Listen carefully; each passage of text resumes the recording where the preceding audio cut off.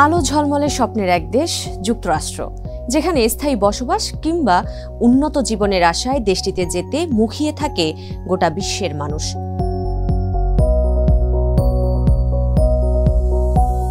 কিন্তু সম্প্রতি মার্কিন জনমত জরিপ কোম্পানি গ্যালাপ বলছে উল্টো কথা। তাদের জরিপ অনুযায়ী দেশ ছাড়ার হিড়িক পড়েছে যুক্তরাষ্ট্রে। বিশেষ করে মার্কিন তরুণীরা দেশ ছেড়ে অন্য কোথাও চলে যেতে চাইছেন। কিন্তু প্রশ্ন হলো, মার্কিন তরুণদের মধ্যে হঠাৎ যুক্তরাষ্ট্র ছাড়ার এই প্রবণতা কেন?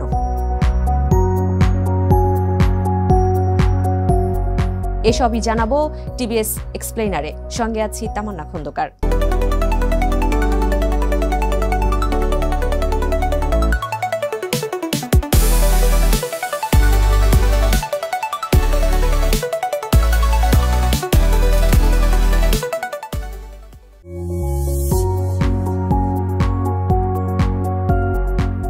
গ্যালাপের সাম্প্রতিক জরিপ অনুযায়ী যুক্তরাষ্ট্রের 15 থেকে 44 বছর বয়সী নারীদের 40%ই সুযোগ পেলে বিদেশে যেতে চান, যা কিনা 2014 সালের তুলনায় 4 গুণের বেশি।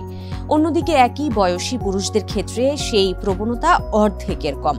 শতকরা 19% পুরুষ সুযোগ পেলে বিদেশ চলে যাওয়ার ব্যাপারে আগ্রহী। 2007 সাল থেকে বৈশ্বিকভাবে জরিপ করা গ্যালাপ আরও বলছে, ধনী দেশগুলোর তুলনায় মার্কিন তরুণীদের বিদেশে যাওয়ার ইচ্ছা অস্বাভাবিকভাবে বাড়ছে। 1000 মার্কিনীকে নিয়ে করা এই জরিপে আরও দেখা গেছে, অবিবাহিত নারীরা বিবাহিত নারীদের তুলনায় বিদেশে যাওয়ার ইচ্ছা বেশি প্রকাশ করলেও সাম্প্রতিক জরিপে সেই ব্যবধান নেমে এসেছে 4 পয়েন্টে। তাই প্রশ্ন উঠেছে, কেন দেশ ছাড়ার প্রবণতা বাড়ছে বিবাহিতদের? মার্কিন তরুণীদের দেশ ছাড়ার কারণ হিসেবে বলা হয়েছে যুক্তরাষ্ট্রের চলমান রাজনৈতিক পরিস্থিতি, এলজিবিটি অধিকার নিয়ে বিতর্ক, নিরাপত্তা সংক্রান্ত উদ্বেগ ও বিশেষ করে মার্কিন সুপ্রিম কোর্টে গর্ভপাতের সাংবিধানিক অধিকার বাতিল করে দেওয়া। তাছাড়া অর্থনৈতিক চাপ, যেমন স্টুডেন্ট লোন, স্বাস্থ্য বীমার ব্যয় ও বাড়ির দাম বেড়ে যাওয়ায় অনেক তরুণী বিদেশে নতুন জীবন গড়ার চিন্তা শুরু করেছেন। এর বাইরে মার্কিন প্রতিষ্ঠানগুলোর প্রতিও আস্থা কমছে তরুণ প্রজন্মের। গ্যালাপের তথ্য অনুযায়ী প্রেসিডেন্সি, কংগ্রেস, সুপ্রিম কোর্ট সব প্রতিষ্ঠানেই জন আস্থা কমে গেছে।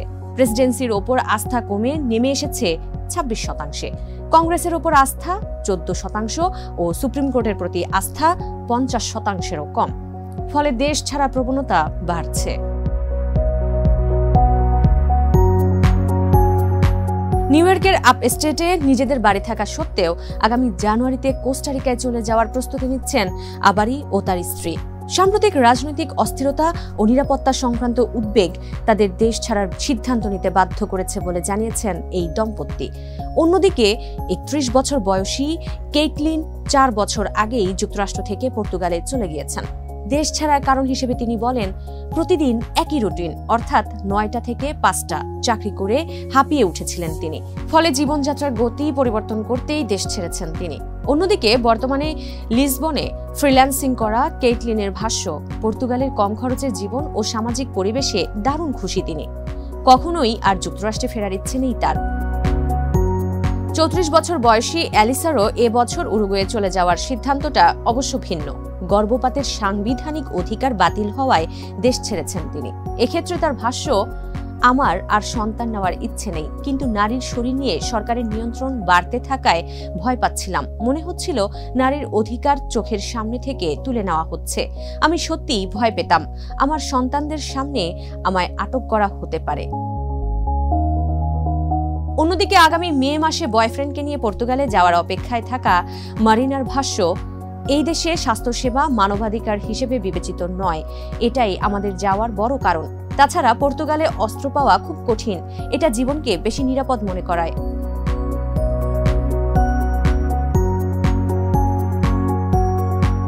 বিশ্লেষকদের ভাষ্যমতে মার্কিন তরুণীদের দেশ ছাড়ার প্রবণতা চোখে পড়লেও সেটি বাড়ছে মূলত 2015 সাল থেকে। ট্রাম্প ও বাইডেন দুই প্রশাসনেই আস্থা হ্রাস পেয়েছে। তবে 2022 সালে গর্ভপাতের সাংবিধানিক অধিকার বাতিল হওয়ার পর থেকেই এই প্রবণতা আশঙ্কাজনক হারে বাড়ছে। সাম্প্রতিক রাজনৈতিক অস্থিরতায় যা আরও বেগবান হয়েছে।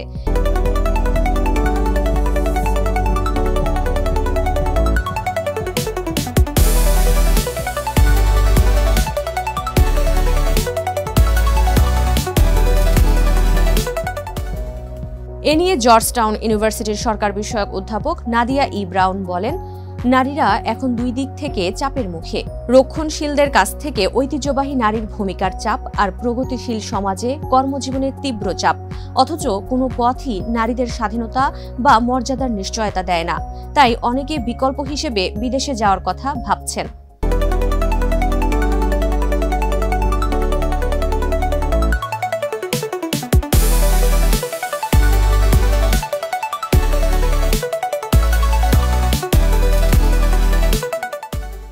অধ্যাপক ব্রাউন আরও বলেন, এটা শুধু যুক্তরাষ্ট্রের সমস্যা নয়, অনেক দেশের নারীরাই একই ধরনের চাপের মধ্যে দিয়ে যাচ্ছেন।